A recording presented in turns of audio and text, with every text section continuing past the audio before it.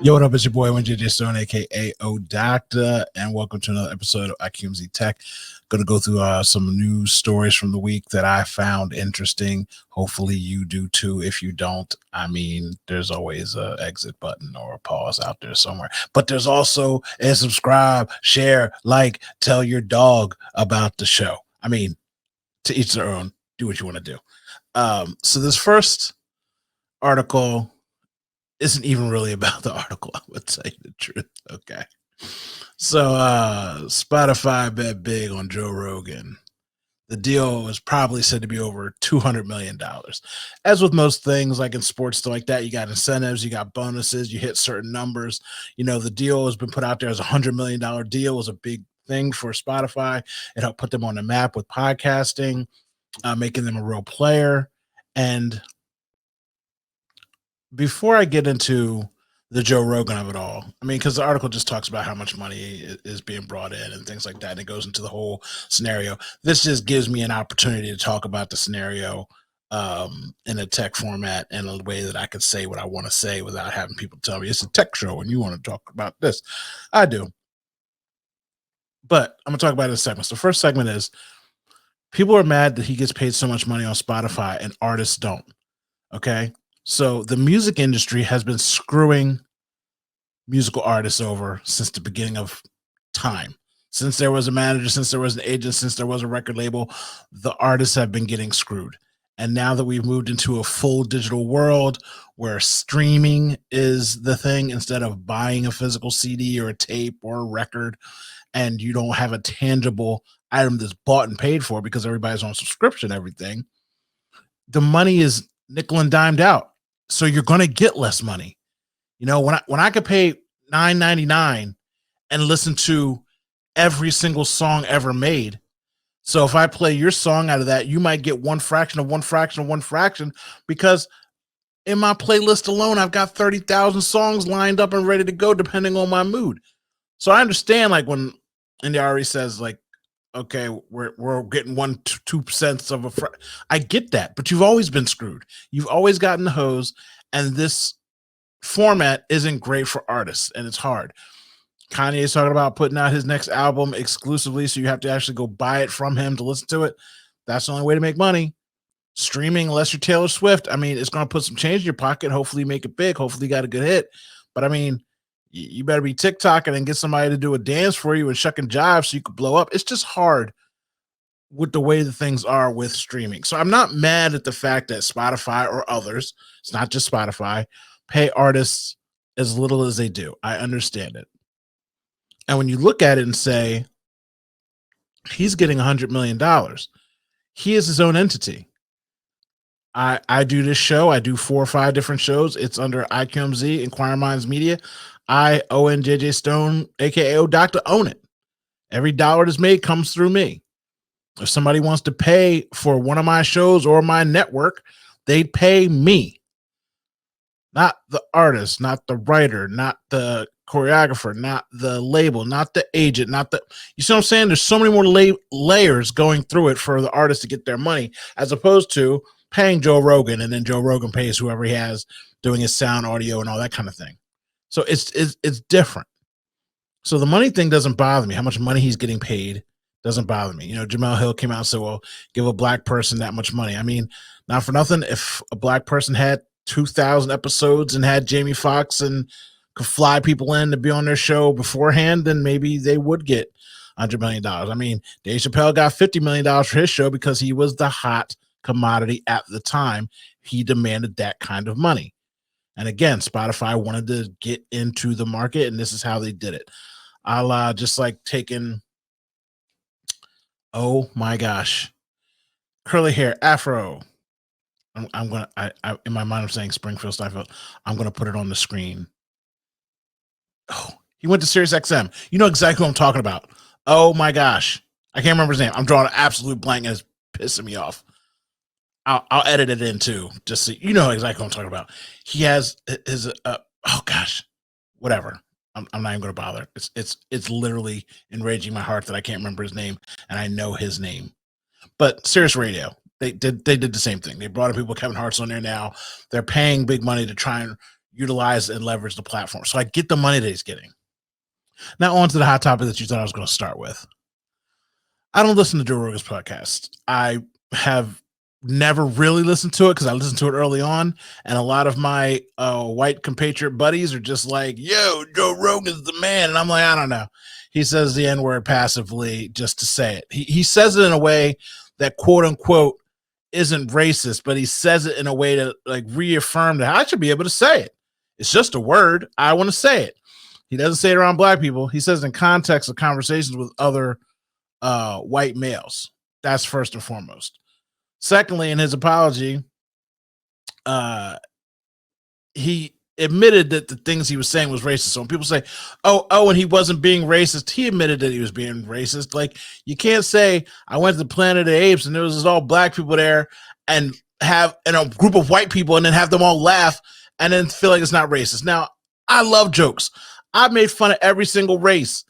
I would hate for someone to come out and say Owen hates Asians or Indians or anything because I make jokes, but I don't make the jokes one with a racial slur. And if I do, it's literally in the context of someone else calling that person that and why you shouldn't do that.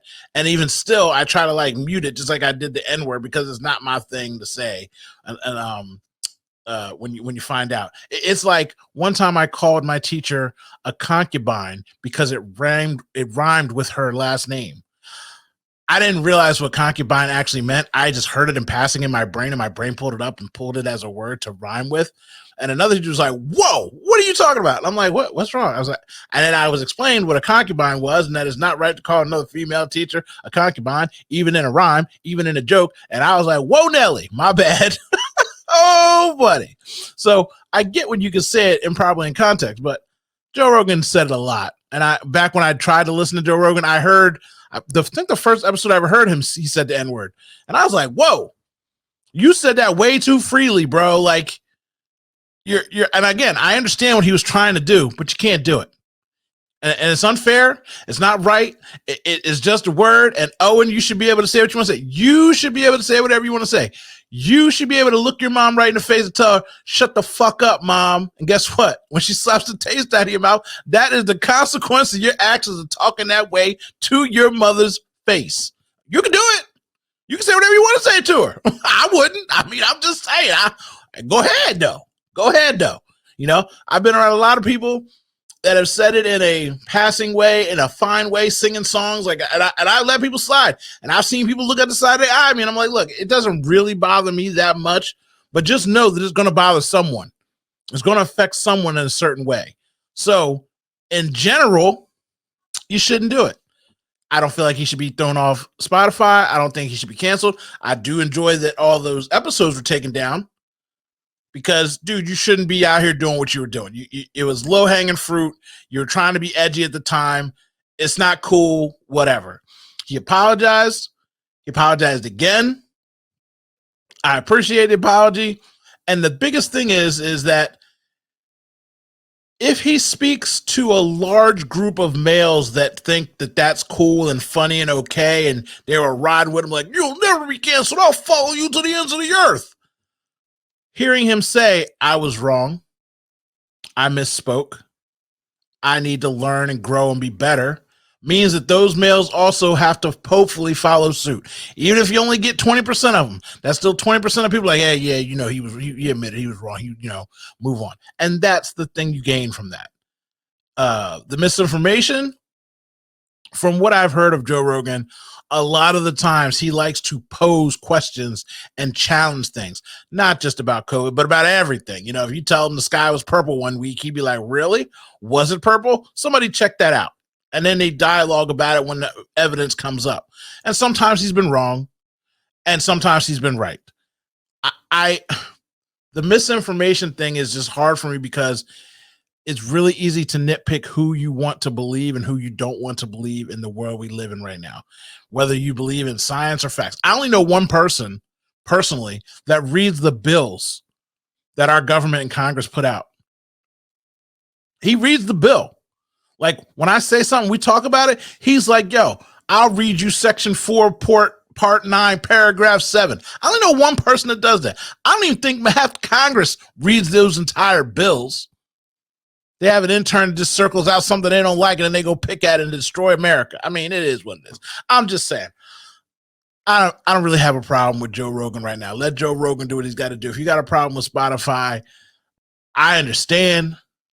But I'm just starting my shows up. I need all the spins I can get. I'm a African American Black minority content creator, so I'm trying to get my $10,000 check from Spotify one day when I blow up and become a $10,000 an heir. But I just want to talk about it real quick. It was in the news. That's it. He got $100 million, $200 million. Go get your money. Hopefully you are out there making $200 million too. So that means you can contribute to my Patreon or my life insurance fund, whichever one you want to do. This is America. I believe in you. Next story. After all that, I apologize. I know that was long. I know. But I just wanted to say my piece. Whether you agree or disagree, I get it. Tell me if you disagree. I'd love to hear your thoughts on it. I'm not going to be mad at you. I'm not going to unfriend you. We cool. We could talk. We're adults. Google wants to bring Chrome OS to your PC and Mac. This is amazing. As a person who hoards technology and has laptops sitting over there, some brand new that I've never taken out of the box, some old as dirt that I've never turned back on, but I still keep all the power cords to them, turning them into a Chromebook would be awesome. I have a little bit better hard drive space. The processor is still rocking. It'd be out of control fast. I have a Mac Mini out there that's like 5 years old, and every once in a while it gets on my nerves and becomes a pain in the butt. If I could turn that into a Chromebook instead of my little old server, because I don't use it as a server anymore, that actually might be useful to me. Even just to use it as a picture frame slide in Google Doc, check in, homework, calendarizing, put it up on the wall behind one of my flat screens. That's great. That's nice. It's a good idea. Now, obviously, there's some caveats to things like you can't do it obviously on a new Mac. Why would you even do that anyway? You're going to spend all that money put on. I don't know why that's even in the article to read, but get a thumb drive, you download it, you install it. Pre 2020, 2015, 2016 computers, laptops, Macs. I think this is great. There's so many businesses. There are so many schools right now. My friend buys computers from auctions from schools, and then they usually send them overseas and things like that, and they've got to like do all this work, put them in barrel, ship them out because they can't do anything else with them, and no one here wants them. But we're going back to normal. Everything's going back to the world, but still, instead of like selling off iMacs or old MacBooks for like $5 a piece, dude, they go wholesale. You can get old iPads for like $10 a piece. Instead of doing that, saying, hey, we're going to turn them into Chromebooks and send them out to Michigan, Alabama, Louisiana, anywhere where there's low impoverished areas, and say everybody can get a computer to take home. Now, obviously, some places still need help with internet, but at least you'd have a device to go home and type on and do things like that and repurpose them and send them out here. I think that has great value. I hope that someone's looking into that. If not, I'm actually going to talk to my buddy who does buy those computers in bulk. I might chip in with him and do that and then flip these things. And I mean, I'm just American. I'm trying to make a buck too, but I mean, I'm saying there's a good market for these things. And I like that this is happening. And yeah, sometimes there's good in the world. And this is one of those times. If you got something old, crack that bad boy up, take it out the closet and give it new life. Chrome OS. I don't use it, but I mean, I was on Twitter one time talking about this. And I got a lot of emails saying it is not for the youth. It's only for old people and for children. And they're like, I can do everything on Chrome OS. No, you can't. You can't edit this 4K, 8K video. I mean, this is only 1080p because I'm streaming it right now, but still, you know what I'm saying. America. Elon Musk, Neuralink fends off animal abuse. So He wants to drill holes in the earth for batteries. You thought I meant boring company. Also that. And he wants to drill holes into your brain. Right now, in America, in the world, you've got to test on animals first. Now, just long story short, the government, the people who are supposed to check on these animals, who are supposed to check on these things, have gone in, done their checks and surveys, and said that there's no issue, there's no harm being done to animals. Activist groups are saying otherwise. I'm just going to put this out there. If he can't keep control over his companies and how they treat black people, African Americans, the United States of America, I wouldn't trust anything he's doing with these animals. If you can't treat people who can rat you out, record, work hostile environments, threats on their lives, if you can't keep that kind of environment under control, what are you doing with these animals who can't really speak for themselves and or really defend themselves or walk out and leave? I'm just saying. I want a camera in every one of those facilities 24/7 going to somebody sitting in PETA. When one of them dies, you got to donate like 1 million trees and build a sanctuary for apes, monkeys around the world every time one of them passes away. I want accountability. I know what I read. You can read it too. I know the article said everything's on the up and up. But somebody's complaining. Somebody out here whistleblowing. Somebody snitching. Something's going on. I don't have faith in it. I don't know if you do or not. That might be me, just being me, sounding like a sociopathic, insane, crazy, weirdo person. But guess what? My show, if I want to be crazy, I'll put my full hat on myself after I get done because dinner's almost ready. Oh my gosh, I'm so hungry. The house smells delicious. Anyway, next story.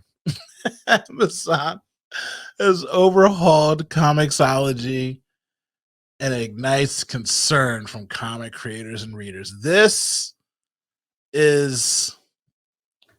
So I've used the service before.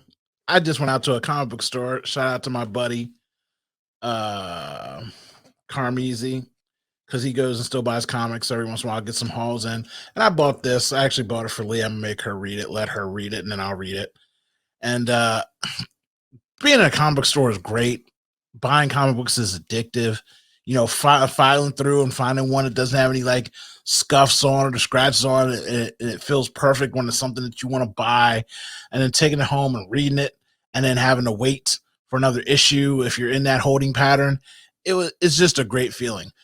It being digital for me was great because when I wanted to expand Leah's knowledge on the comic book world and stories and things that were going on, I could get this app, you pay a subscription every month, and I could go back and get old comics, and then pop, boom, boom, boom. You could just read them in a row, and it was great.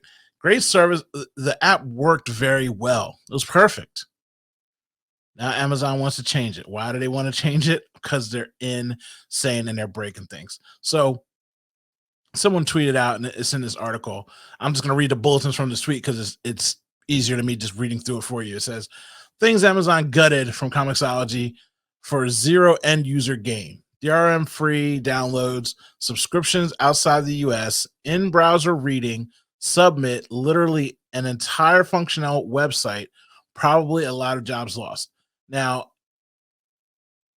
the app used to be just like a comic book. You can make it 2 pages or 1 page, but you could open it in like flip pages. You could zoom in when you wanted to read something or you wanted to look at a certain part. Again, that's natural use of a comic book. When you're reading it, you know, you got your 2 pages open like this, and then sometimes you want to just look in at the detail. Like, I don't know, you everybody does it. You do it. Sometimes there's a little bit of detail in the artwork, and you just want to run your finger over and you want to look at it. Now, obviously on an iPad or whatever you're using, you don't like get to feel like that, but you can get in there and get to it. Now it's just like single page, 1 panel looking and viewing, and it's not great. Like you can see here, like this is how it used to be.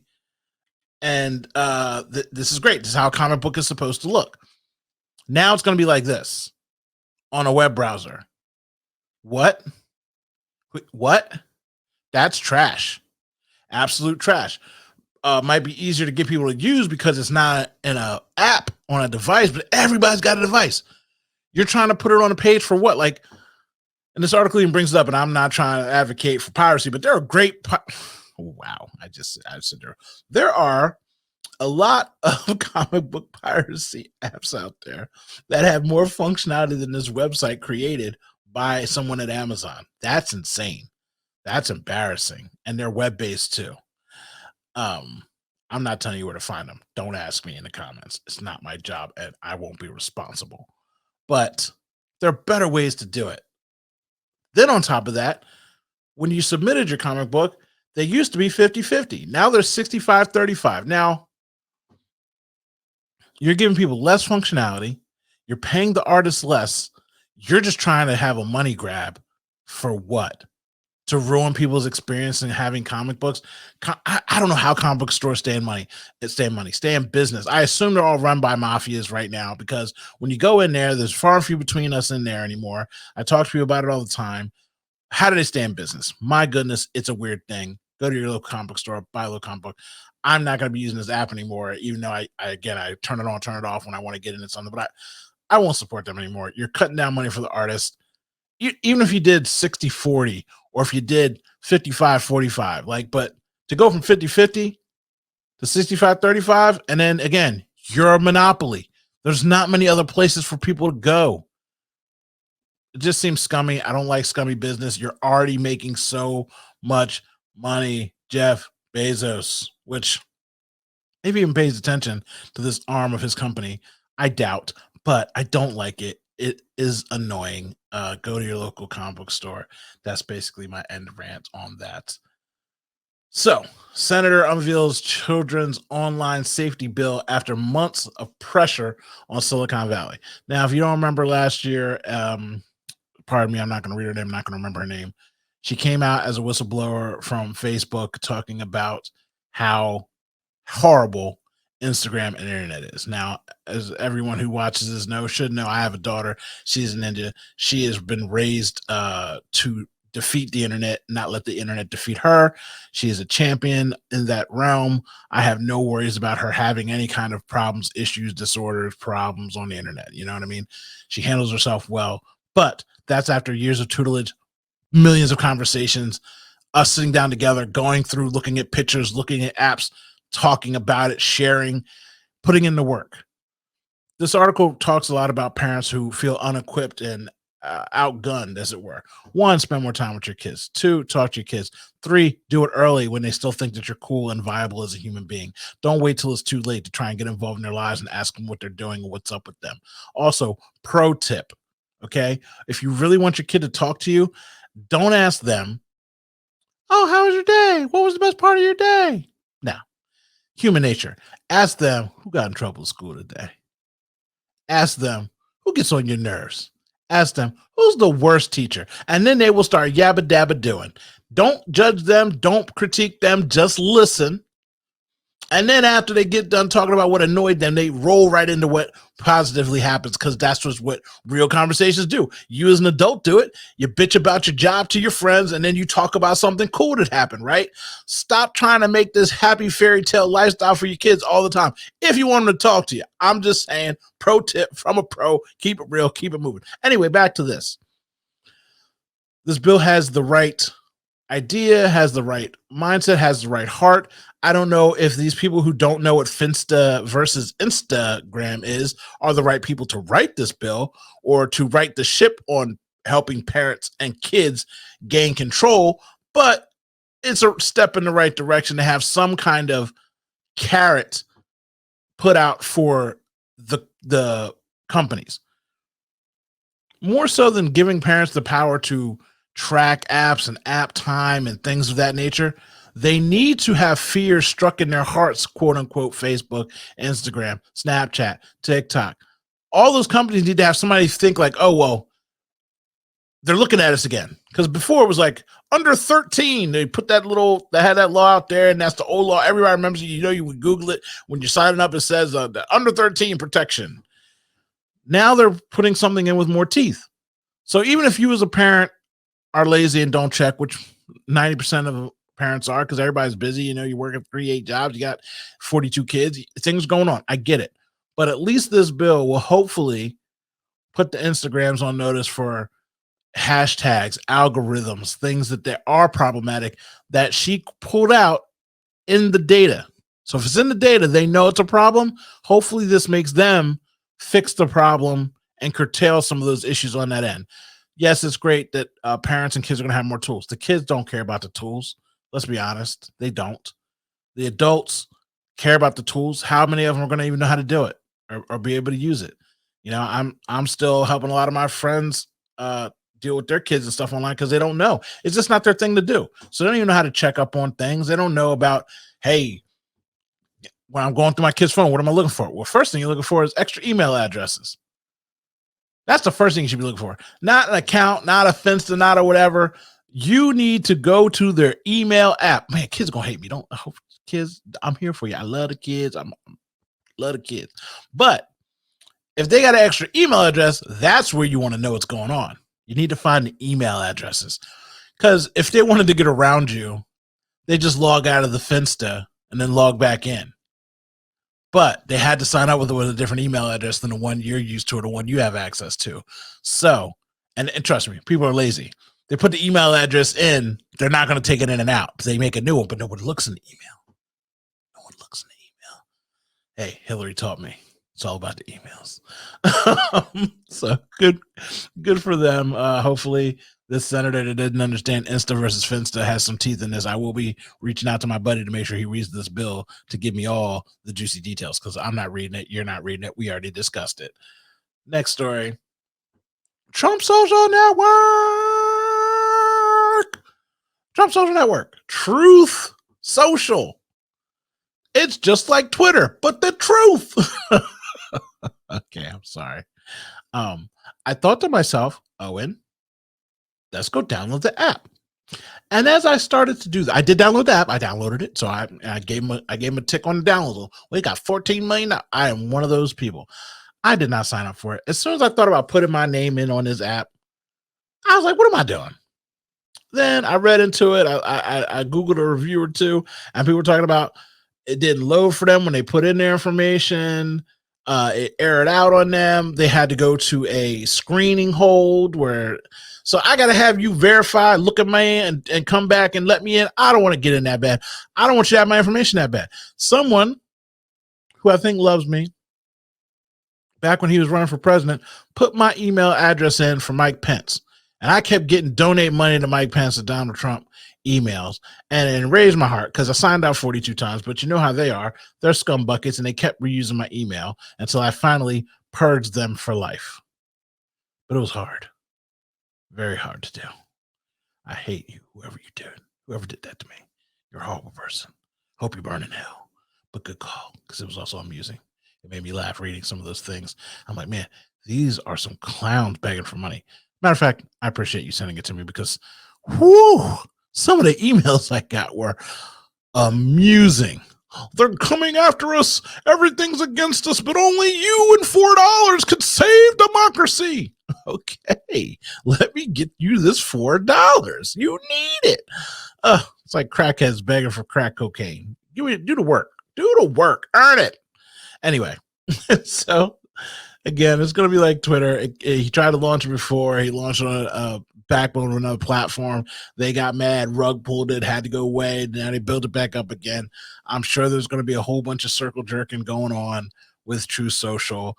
If you download it, let me know. How is it? How does it feel? Do you feel good? Is it great? I wonder. I'm not going to do it. I might put it on my backup phone. Maybe I'll make up one of my aliases on my Apple email account and use it. Maybe for science, I will go into the Truth Social Network for you. Leave me a comment. Tell me to do it, and I'll do it. I don't have that many followers, so no one's going to tell me to do it yet, but I'll do it if you tell me to do it. And so, last thing real quick. Someone photoshopped Mark Zuckerberg to look more human. And my God, does he look more human in this picture? This is everything to me. First of all, he needs somebody doing his hair. I know he only wears like one t-shirt a day, and he wears the same t-shirt every day, and he put on a suit for this. But if he just had like the lightest spray tan and a better haircut, he would look more like a human being. and I want to see him in a beard. Don't you want to see Mark Zuckerberg in a beard with like bushy hair? Like, I just want to see him like mid Tom Cruise and Castaway, not full, but mid. You know what I'm saying? I would enjoy that view. I think it would make him look more human because he definitely looks like a pod person over here. And I'm just saying, it's weird. It's freaky. We all know it. It is what it is. It's weird. But this edit, great. Edit human, real fake. Edit human, real alien. That's it. That's how we doing. I am your boy JJ Stone, aka Doctor. Subscribe to the audio podcast if you like, share, do all the things you're supposed to do. That I'm supposed to tell you to do, but I forgot to tell you to do. I appreciate you so much, and we're out until next week. I got some reviews coming. I'm still stuck on this Zuckerberg thing now. Have a good one, guys.